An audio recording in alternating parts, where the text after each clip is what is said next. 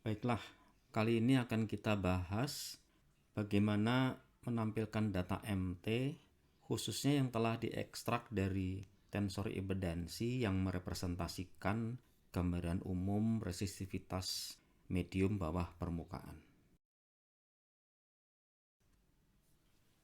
Kita ingat kembali bahwa akuisisi data MT melibatkan pengukuran medan listrik dan medan magnet komponen-komponen horizontalnya.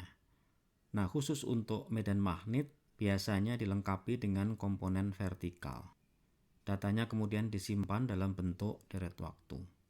Secara garis besar, pengolahan data MT menghasilkan tensor impedansi Z yang menghubungkan medan listrik dan medan magnet dalam domain frekuensi. Di sini Z bergantung pada arah sumbu koordinat pengukuran yang secara default biasanya dipilih utara selatan barat timur. Tensor impedansi ini merepresentasikan distribusi 3 dimensi dari resistivitas medium bawah permukaan. Dari persamaan ini terlihat bahwa tensor impedansi menghubungkan medan listrik komponen X dengan medan magnet baik yang tegak lurus yaitu komponen Y maupun medan magnet yang sejajar yaitu komponen X. Demikian juga dengan medan listrik komponen Y. Oleh karena itu, secara umum, tensor impedansi ini mengandung informasi mengenai distribusi resistivitas bawah permukaan secara 3 dimensi. Namun untuk interpretasi awal, biasanya kita ingin informasi dengan tingkat kompleksitas yang lebih rendah, yang diekstrak dari tensor impedansi yang dapat mewakili medium bawah permukaan secara lebih umum. Nah, biasanya hal ini direpresentasikan oleh medium satu dimensi. Hasil yang diperoleh biasanya diplot dan juga dimodelkan menggunakan pemodelan-pemodelan yang relatif sederhana. Pada medium satu dimensi dan juga medium homogen, impedansi bersifat skalar karena tidak bergantung pada arah sumbu koordinat pengukuran. Dalam hal ini, ZYX yang diperoleh dengan arah sumbu koordinat yang pada dasarnya berbeda 90 derajat dari ZXY akan sama besarnya, hanya berbeda tanda. Jika ingin dituliskan dalam bentuk tensor lengkap dengan 4 komponennya, maka 2 komponen tensor yang lain, yaitu komponen diagonal ZXX dan ZYY, keduanya berharga 0. Sekali lagi, secara umum, tensor impedansi bergantung pada arah sumbu koordinat pengukuran yang dipilih atau yang digunakan. Tensor impedansi Z secara matematik dapat dirotasi untuk menghasilkan tensor impedansi yang seolah-olah diperoleh dengan arah sumbu koordinat pengukuran yang berbeda. Pembahasan tentang rotasi tensor impedansi itu akan dibahas kemudian. Nah, besaran yang disebut invarian dari tensor impedansi ini tidak bergantung pada arah sumbu koordinat pengukuran. Oleh karena itu, impedansi invarian dianggap merepresentasikan informasi mengenai variasi resistivitas terhadap kedalaman atau model satu dimensi. Impedansi invarian yang paling sering digunakan adalah determinan. Perumusannya sama seperti determinan matriks, yaitu AD min BC. Selain itu ada juga yang disebut rata-rata aritmetik dan rata-rata geometrik. Selanjutnya, seperti biasa kita dapat hitung resistivitas semu dan fasa dari impedansi invarian. Harga resistivitas semu dan fasa dari invarian inilah yang biasanya diplot untuk interpretasi awal dan dimodelkan secara satu dimensi.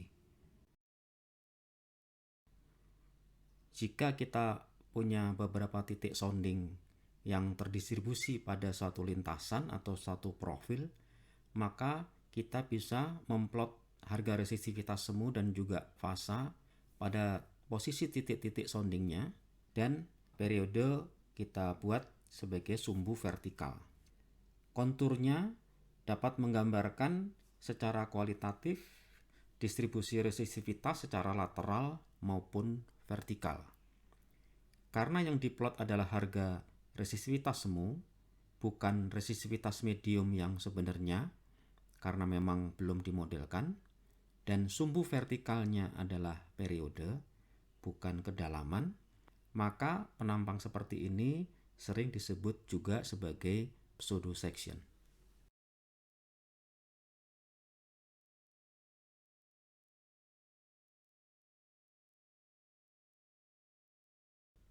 Nah, sebagai gambaran, berikutnya akan ditampilkan pseudo section ideal, di mana data MT-nya adalah hasil pemodelan 2 dimensi dari model yang sangat sederhana yang ada di sini.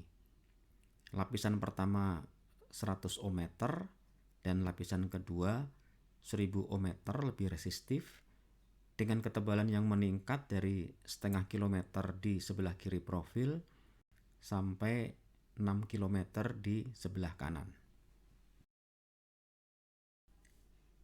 Nah, hasilnya kita lihat secara kualitatif, pseudo section menunjukkan kemiripan geometri dengan model 2 dimensinya.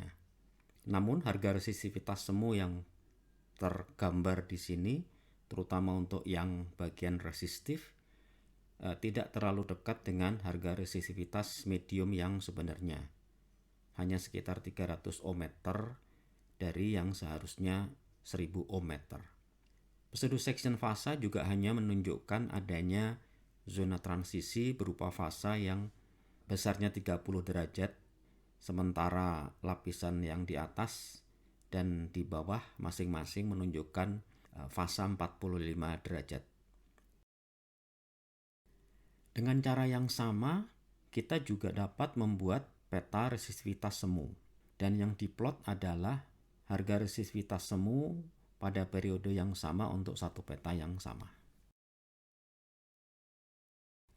Peta resistivitas semu menggambarkan variasi resistivitas secara lateral pada kedalaman tertentu yang ekivalen dengan kedalaman efektif dari periode yang diplot. Sekali lagi, ini adalah suatu pendekatan untuk menampilkan data dan untuk interpretasi secara kualitatif. Berikut ini adalah satu contoh peta resistivitas semu atau apparent resistivity map dari data lapangan pada 2 periode yang berbeda.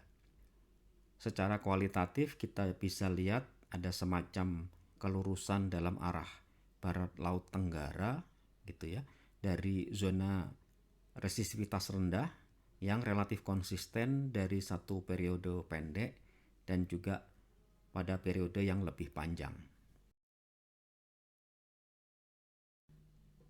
Kita telah membahas cara yang sangat sederhana untuk mengekstrak informasi dari tensor impedansi MT, yaitu invarian, yang diharapkan dapat memberikan gambaran kualitatif resistivitas bawah permukaan sebagai fungsi dari kedalaman. Kita juga telah bahas data MT bisa kita tampilkan dalam bentuk pseudo section dan juga apparent resistivity map. Untuk interpretasi yang lebih kuantitatif tetap harus melalui pemodelan, mulai dari yang sederhana atau bisa dikatakan aproksimatif sampai yang benar-benar merupakan pemodelan baik secara 1 dimensi, 2 dimensi maupun 3 dimensi.